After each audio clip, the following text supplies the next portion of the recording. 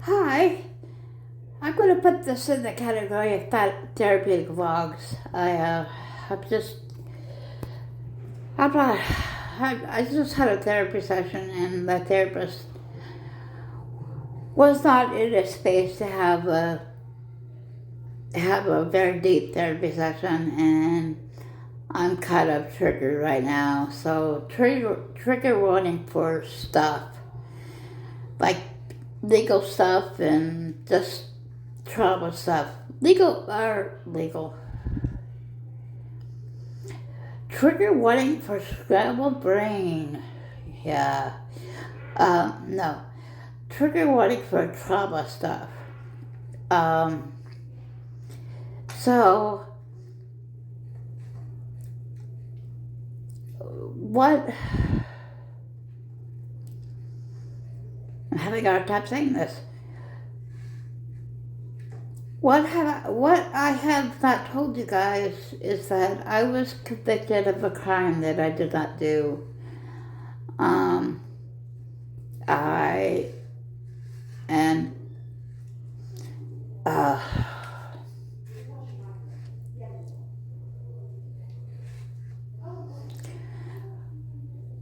what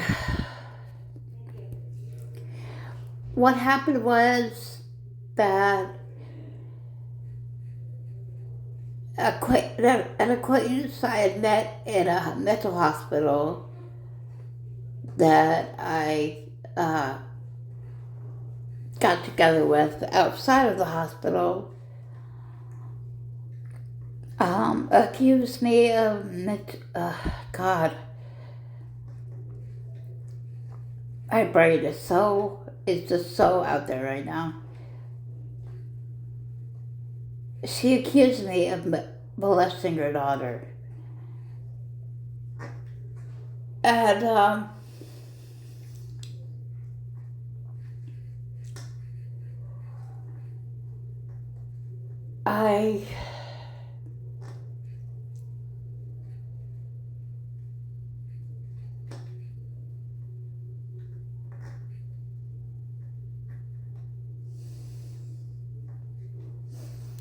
I was undiagnosed autistic.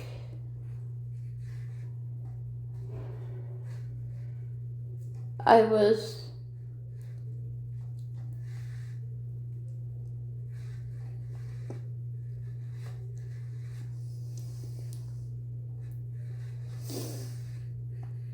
I had taken the blame for everything in my life up until then.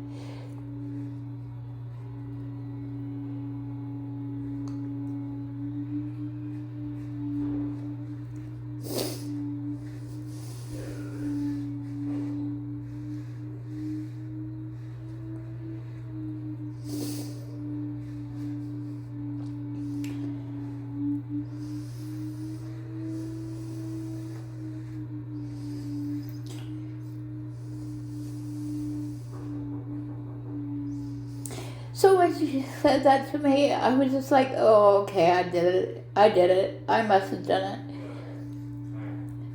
Um,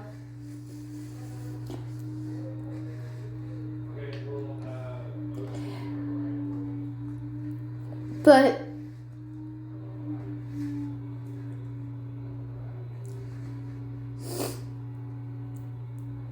I knew,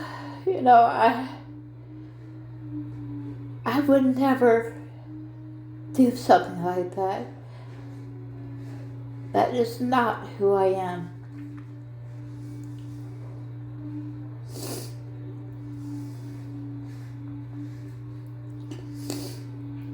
This woman took total advantage of me.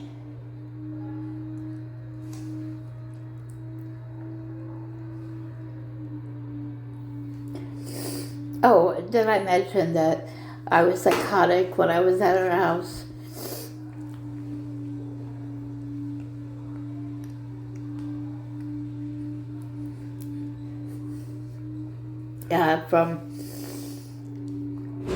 From drilling I did at the time, I was able to figure out that I was at her house for a week, and I was psychotic the whole time. Um,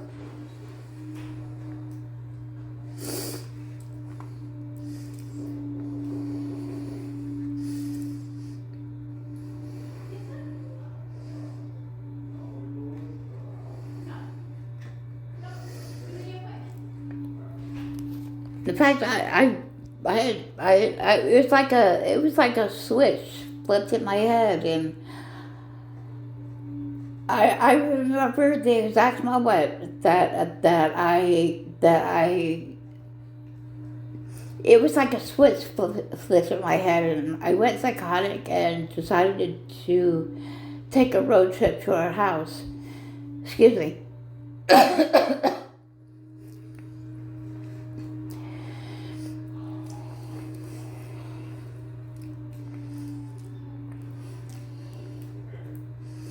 Didn't think about my cat, didn't think about anything. Just threw shit in a box, went down to her house. Didn't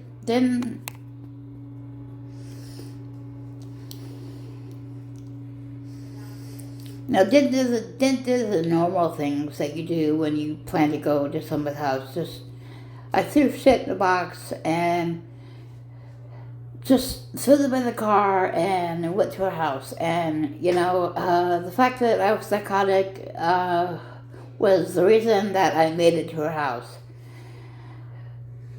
I'm kind of being facetious there, but it's, usually I can't find crap when I'm driving in a new place.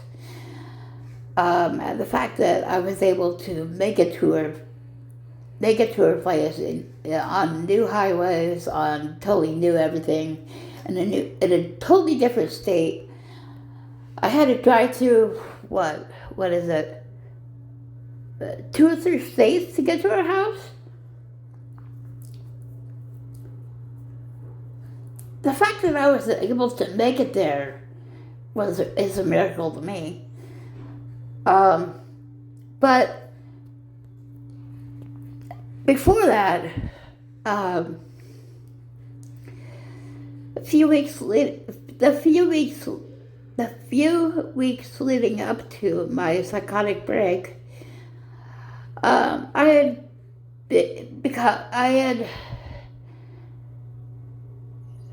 was becoming more and more paranoid, and I was calling her during that time, and she just was feeding into my paranoia and was saying things like, "Oh, you're right. Everyone you know is against you. Nobody you know likes you. That kind of thing. You should come down and see me."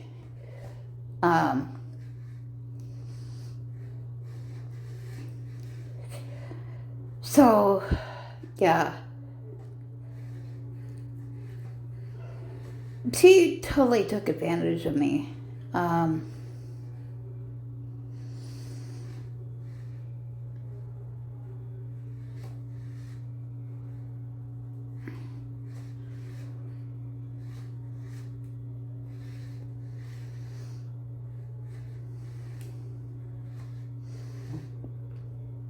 So,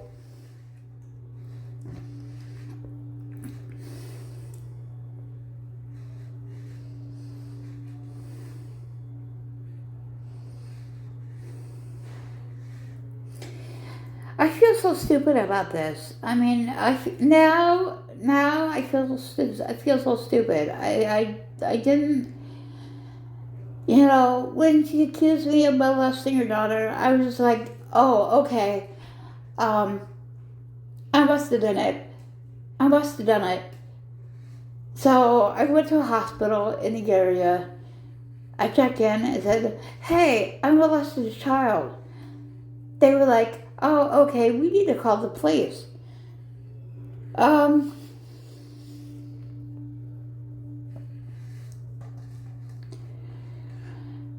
um, So the police got involved, and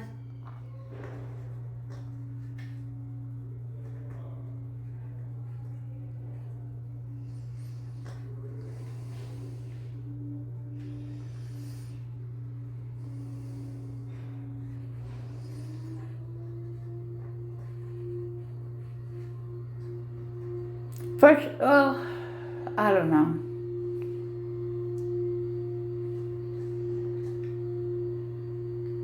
First of all, they interviewed somebody who was psychotic, which was kind of, which doesn't,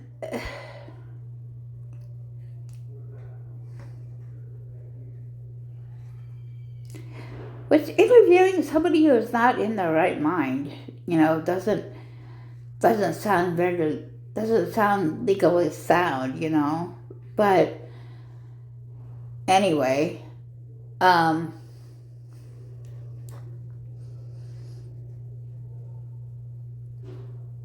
they interviewed me without a lawyer present or any staff, any hospital staff there.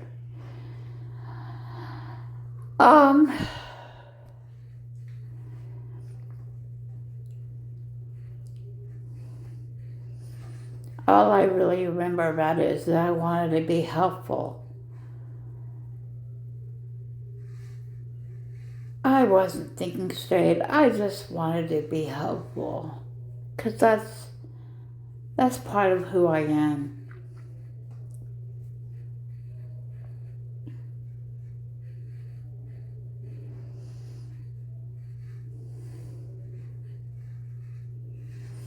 And then they wanted me to write a confession. And I was like, okay, I'll do that.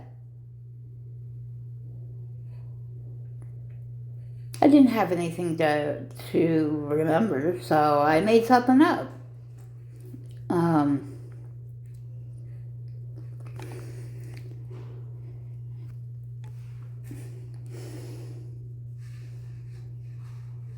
then they said, well, it matches what the girl said. And I was like, oh, that's weird, because I made it up.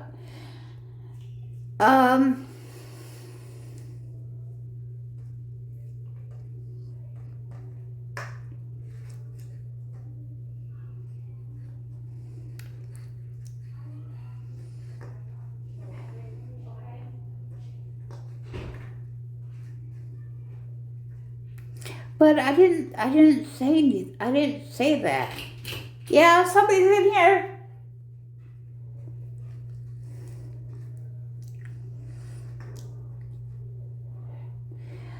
But I didn't say that. I didn't say that's weird because I made it up. I just was unable to communicate with the police about my feelings and my thoughts and I was still in the hospital, so I was still not in a good headspace, so that was part of it, but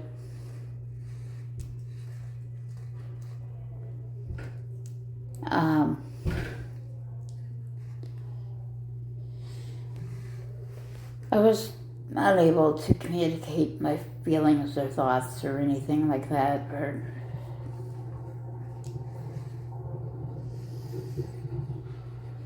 The hospital staff were great. I was on a trauma ward in Kansas City, and they did great. I mean, the hospital staff, A1.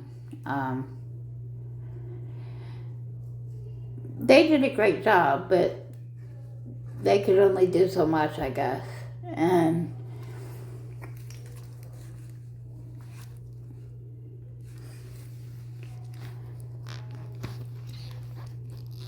I couldn't even tell them that, I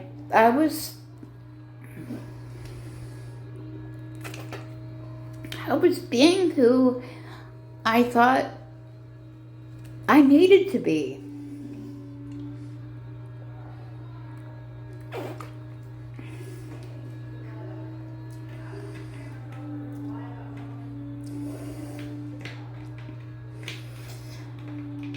I was putting on a performance. I was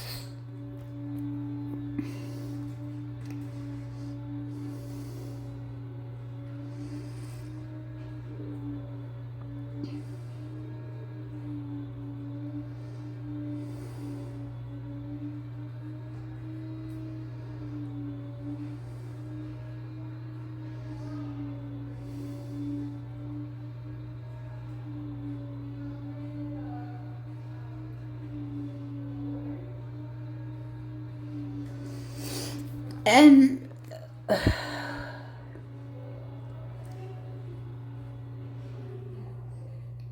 I guess I should say I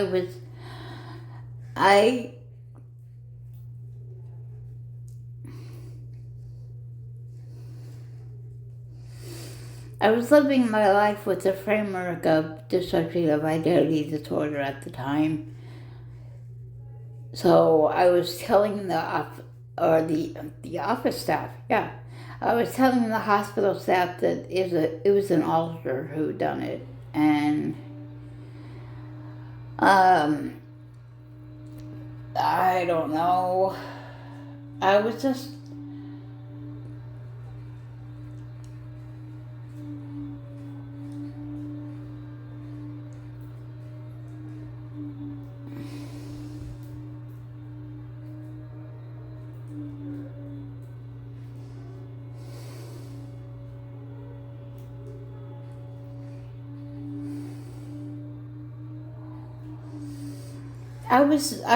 I was being what I thought people wanted me to be.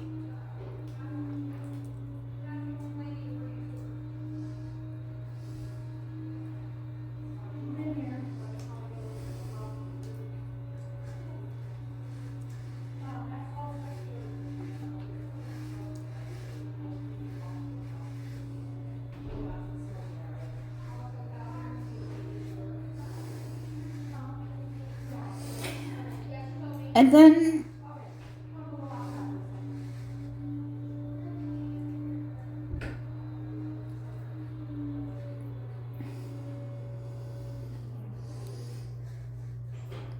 then I wanted to leave my home state and stay in Kansas City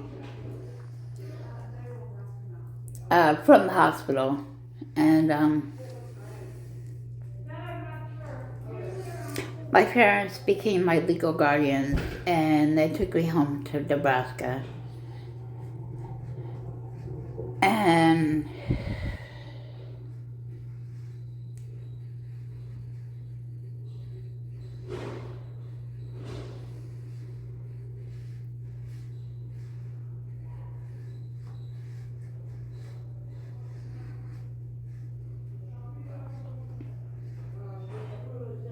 my parents put me in a group home for a year. Well, my parents put me in a group home when I got home, and they said, "Yeah."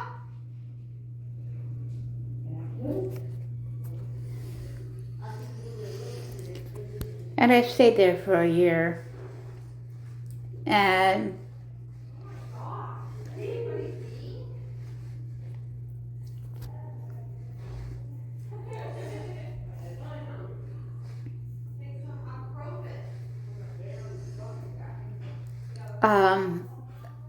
but after I got out of the group home, I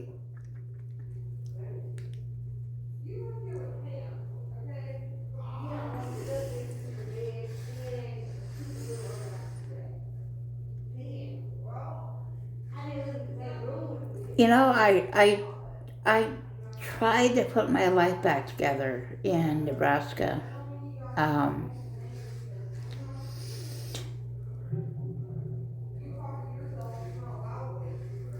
the police were aware. The police in Missouri were aware that I went home to Nebraska, but I found out later that they didn't know where I went.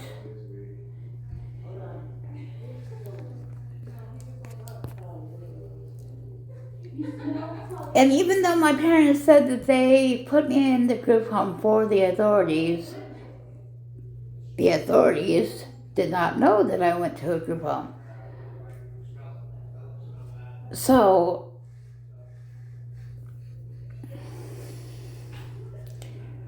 really, everything my parents said at the time was bullshit. Um,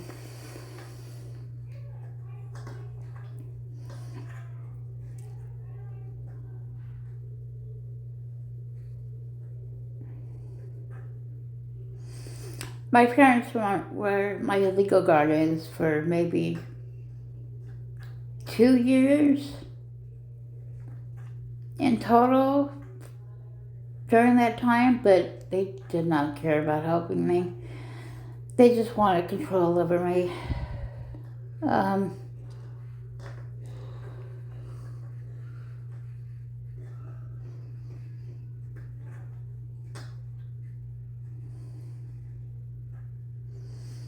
and the only reason they were released from guardianship was because I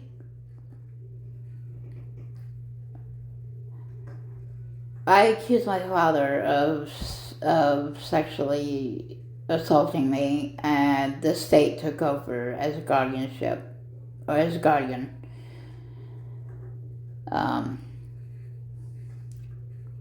So yeah, are there problems in my family? Yeah, but also I had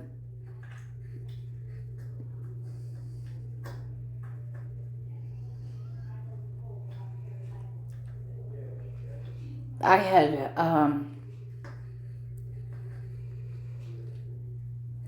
well, it's not really. Well, it's all one big mess. Is what it is. It's one big mess. Um,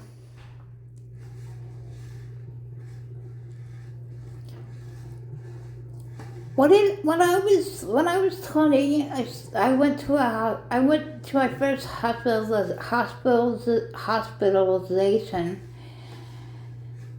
and that's where I first found out about abuse. And after that, I kind of got in. I first, you know, trauma and abuse, and it became a really big special interest. And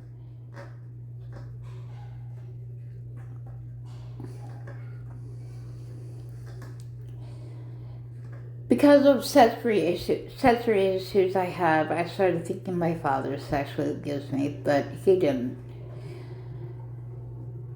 So,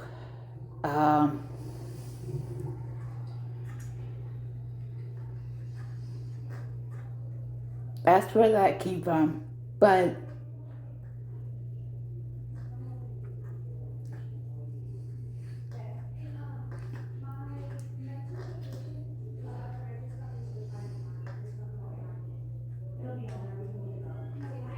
yeah, and it was also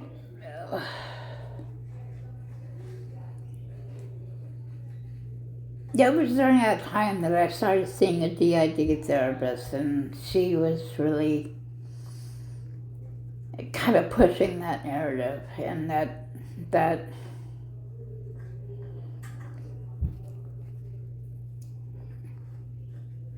yeah, that's kind of how I framed my life back then.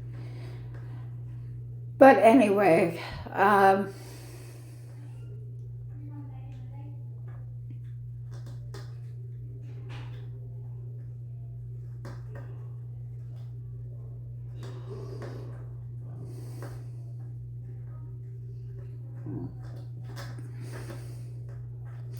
here's what I don't understand.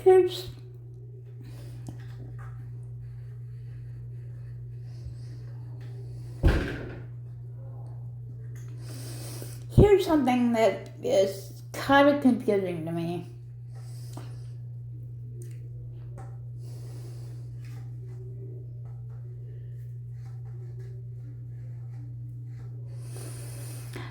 I was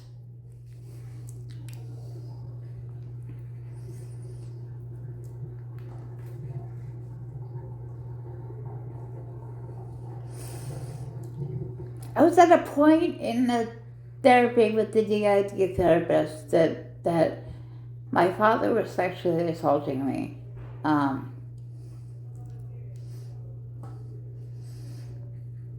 In the therapy, I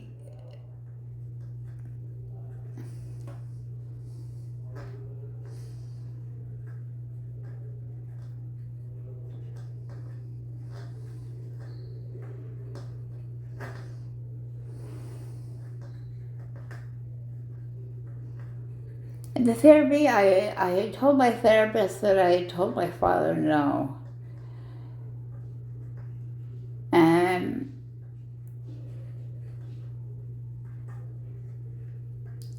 I just knew the police were going to come to my house because my parents are vindictive assholes.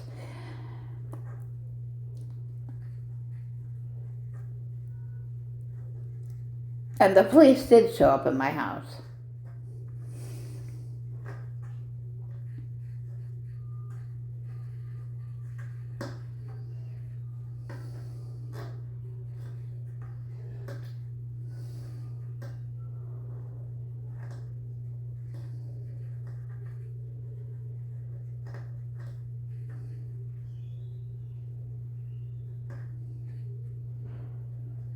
Now,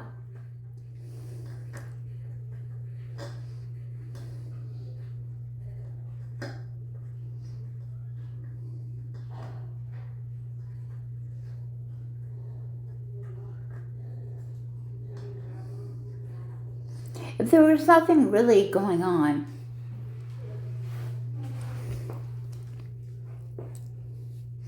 and nothing really had happened,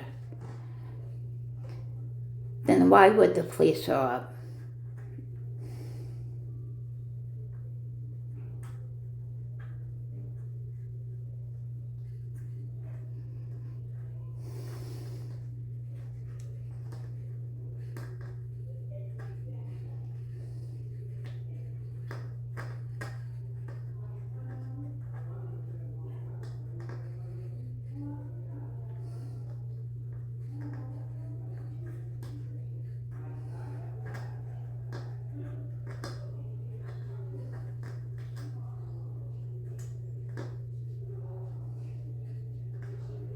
I mean,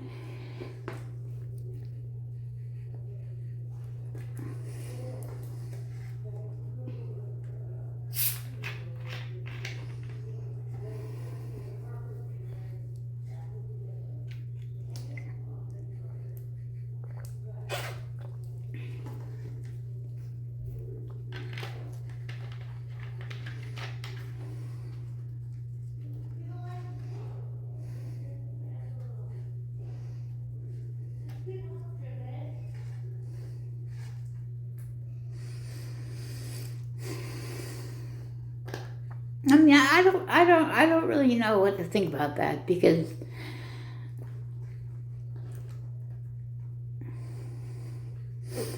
I'm willing to accept if I was wrong.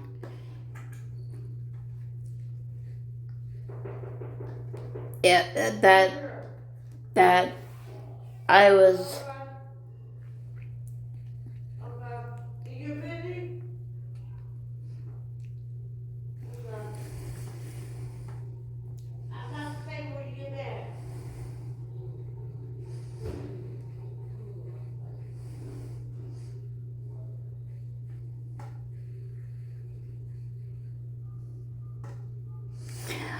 I mean, I'm willing to accept if I was wrong, but that it was just me misunderstanding autism traits.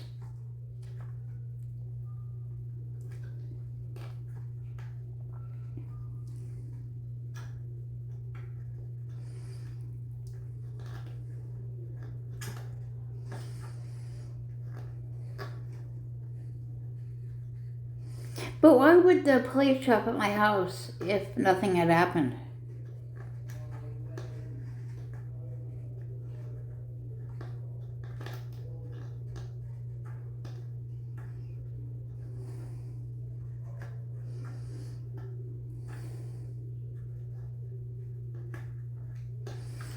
I mean, the police did show up at my house. I was expecting them. I was expecting some trumped up charges, but there was a real charge in Missouri, which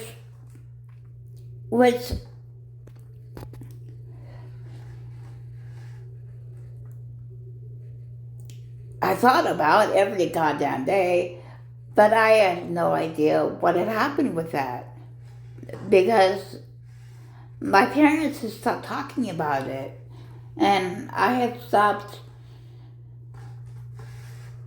asking them about it, and we just didn't talk about it.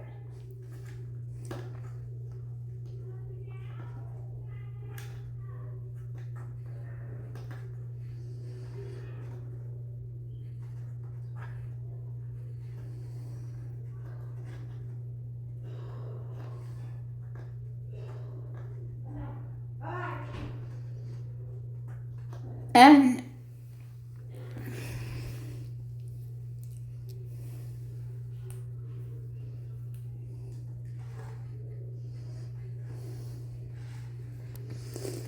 like that year, I had passed like 3 background checks, and I had no idea if background checks go out of state, or if they pick up anything out of state, or if they're just in state, or what. I don't know. But I had passed 3 background checks that year.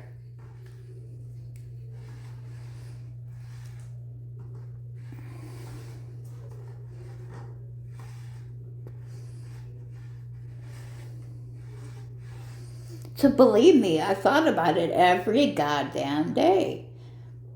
But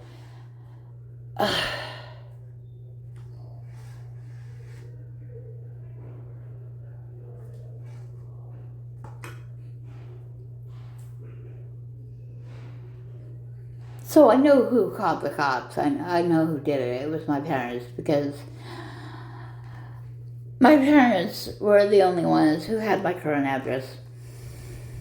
So, yeah, there is that anger toward them for doing that.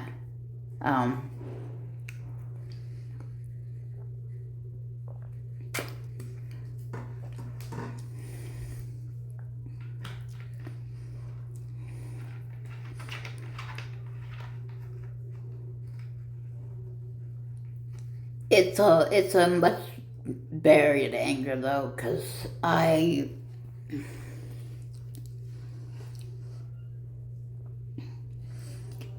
we just don't talk about anything. We're not direct about our feelings or thoughts or anything.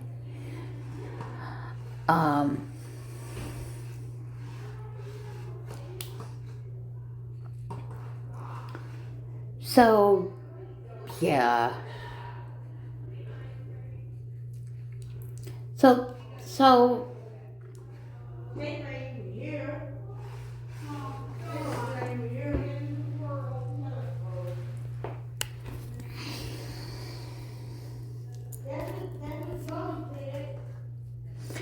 yeah, I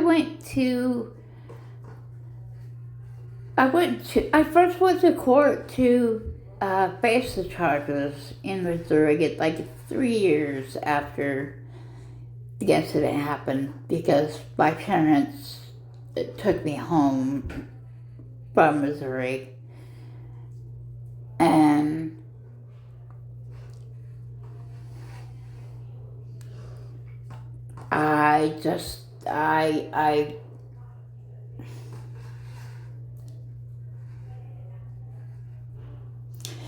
the kind of person I was then, I depended on them to tell me what to do. I was waiting on them to tell me when to take care of it and tell me how to take care of it. Um,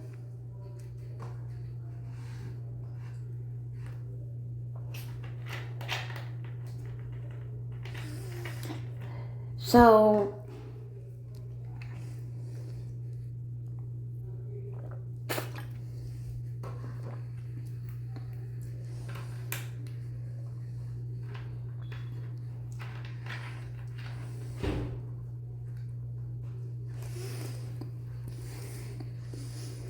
I was only in jail for it for about a month. Because my Nebraska state guardian turned out to be kind of a flake, and I handled all the pretrial stuff myself, and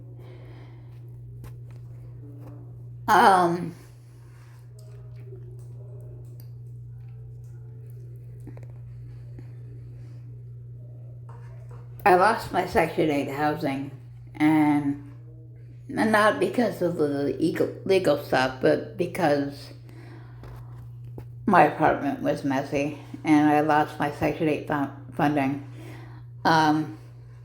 So the Missouri court relocated me to Missouri, and that's when I first went to a residential care facility, and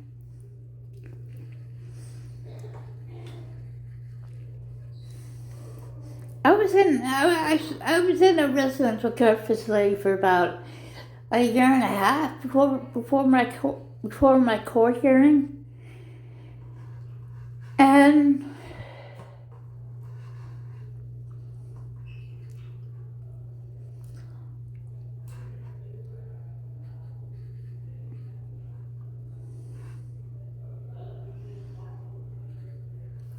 first of all,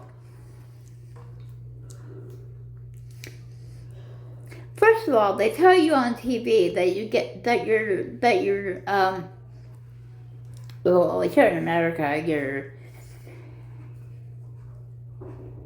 you have the right to a free attorney, but they don't tell you that the public defender has the right to reject your case.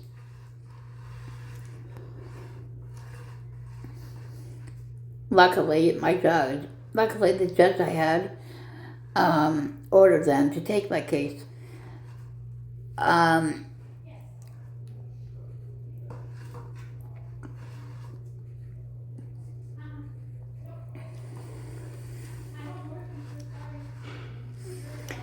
So I did have a public defender, but my public defender really wasn't worth shit, because he didn't ask me my side of the story. I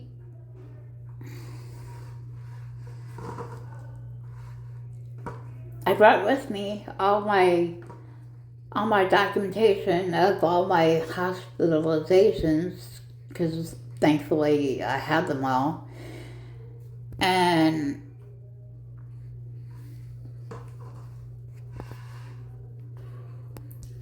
frankly, from my experience, I'm surprised they didn't get disappeared.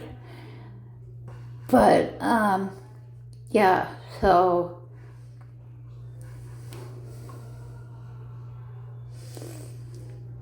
I wasn't asked my side of the story. I wasn't offered any other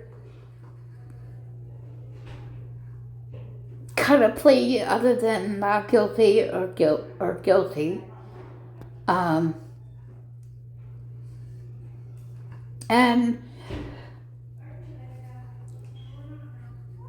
again, because of the kind of person I am, I could just tell my public defender didn't want me to take it to a jury trial. I could tell that he just wanted me to plead guilty, so I did. And he didn't tell me that as a punishment I would have to wear an ankle monitor for the rest of my life. He didn't tell me that.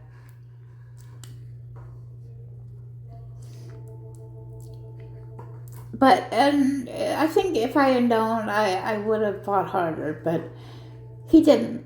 So, um,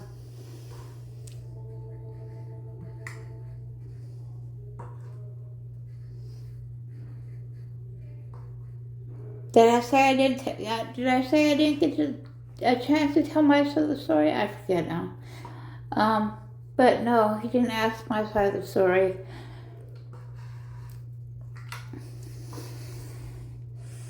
I had to say in court that I was in my right mind, but it took me two court dates to be able to say it, because the first court date I just could not say it. I could not say I was in my right mind because it wasn't true. And then between the first and second court dates, my public defender was ordered to come see me in person because he had only spoken to me over the phone before then. So he came to see me, and he played my police interview back, and it was pretty obvious to me that they had a slam dunk, and I wouldn't. And he was basically saying that I wouldn't have a chance with the jury trial. And no, I'm smart enough that I got that, and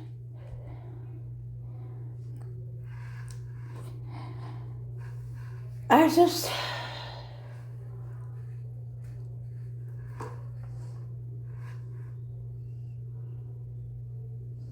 I felt coerced about that at that point.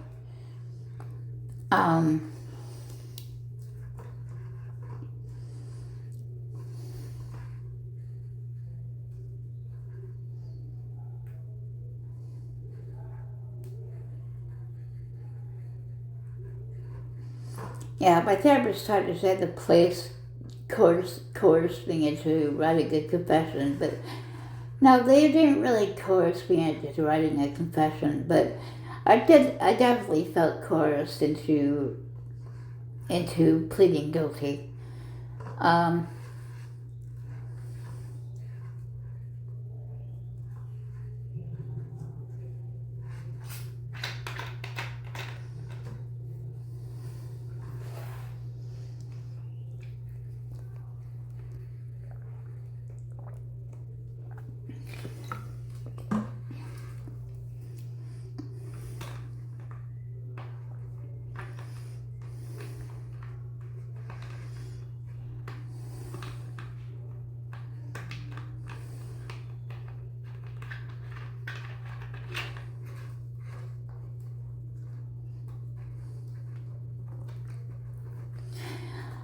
um,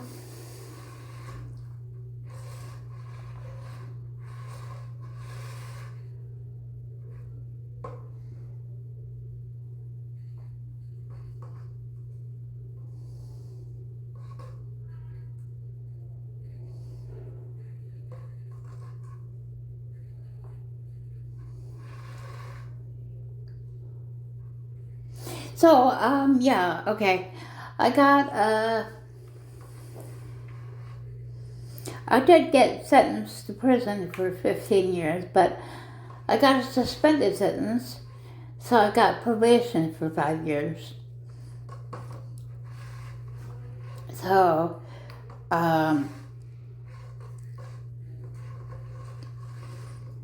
my probation was over in 2017, and I also have to wear an ankle monitor for the rest of my life, which sucks ass.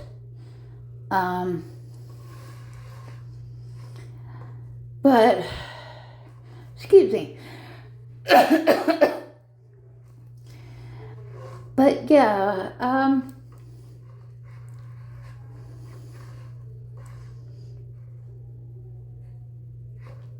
the first several years that I was in residential care facilities were very hard. I was in a deep depression. I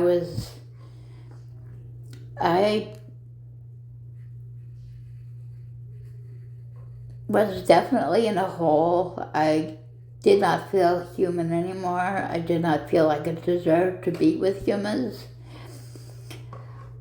I felt like I didn't deserve to be human. I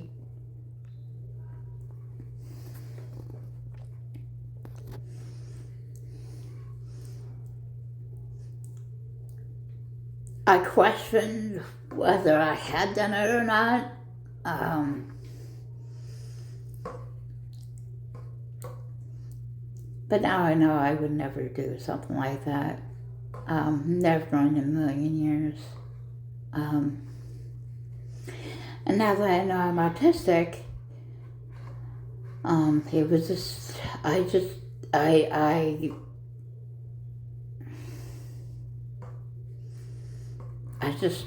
know that I was unable to communicate. It was, it was also overwhelming to say the least. And I just shut down, and I just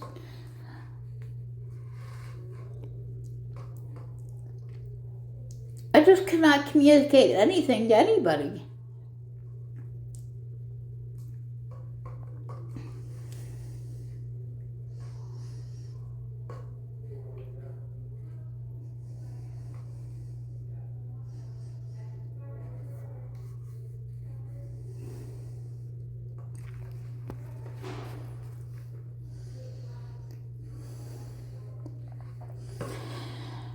I don't know.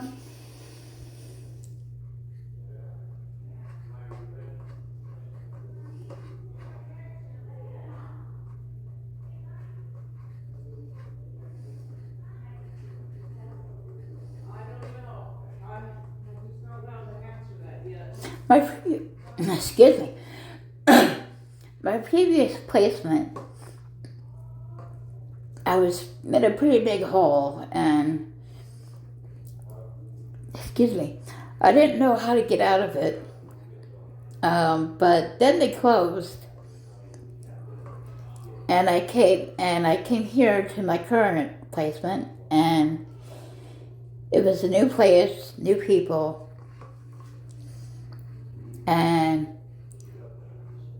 I took that opportunity to, be around people again, be a social.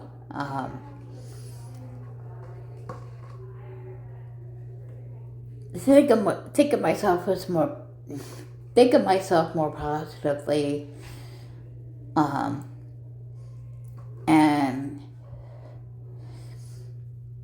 I was able to find a really good therapist, and she's been helping me with a lot of things, and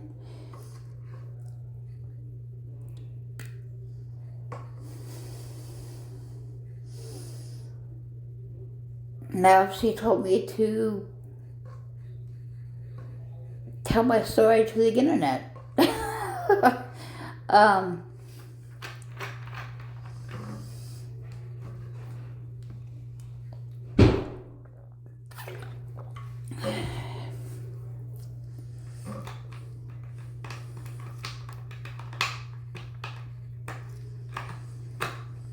so that is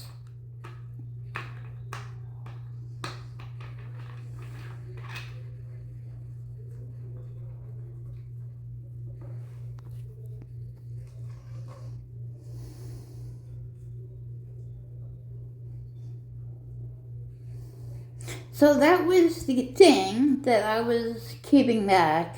That was the thing that I was not talking about, because it's been a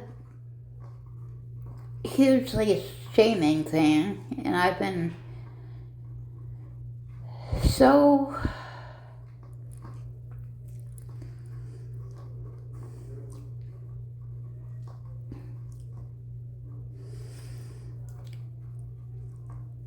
I bet I've said a huge chunk of the last 13 years of being ashamed of it, and I'm just,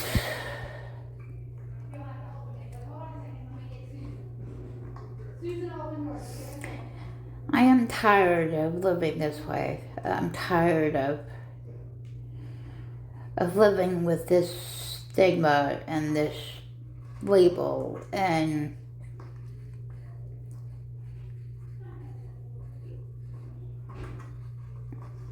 when I don't deserve it. And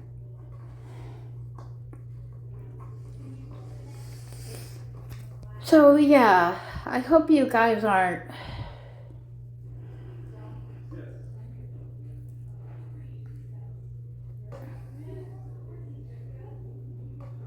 I hope you guys are forgiving.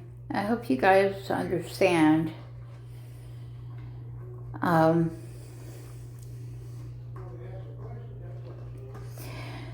Thank you for watching this. Thank you for listening. And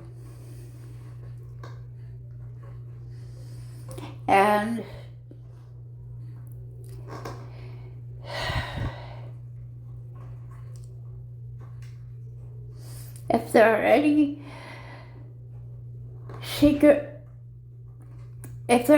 shameful secrets in your soul, I truly do understand. It sucks.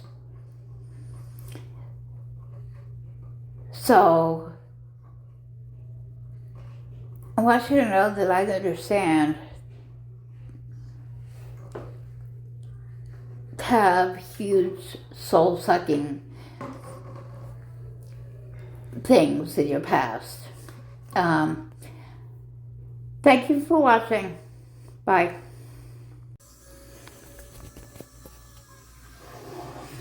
Hello.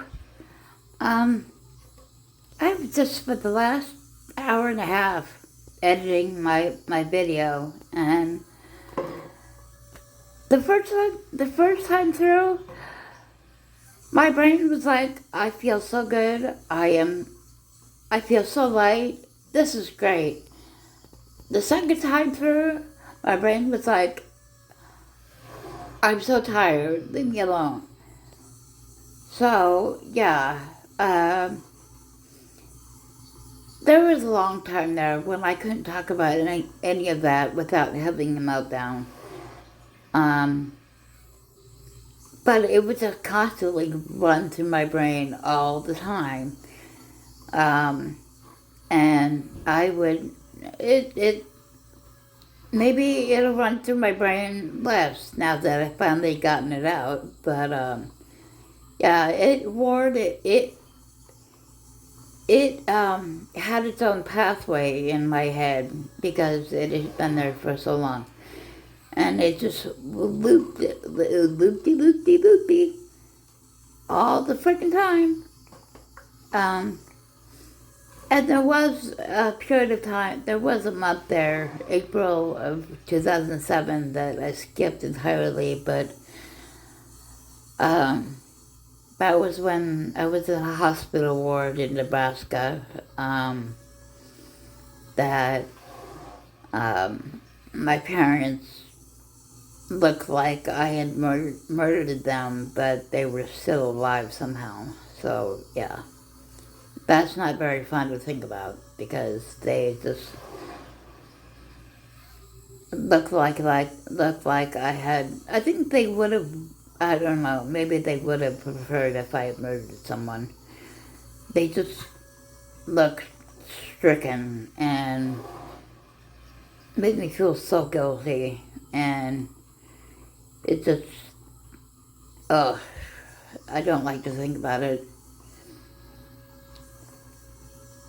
Made me feel like I couldn't be honest with the people at the hospital there in Nebraska there too, because I had to deal with my parents, and ew. But anyway, I am very, very tired. I'm going to go have a smoke. Yes, I'm going to smoke. And I don't know, I don't really feel like eating, but maybe after I watch a few YouTube videos, I'll be able to eat. And I'll just take it easy for the rest of the night. So, take care, everybody. Bye.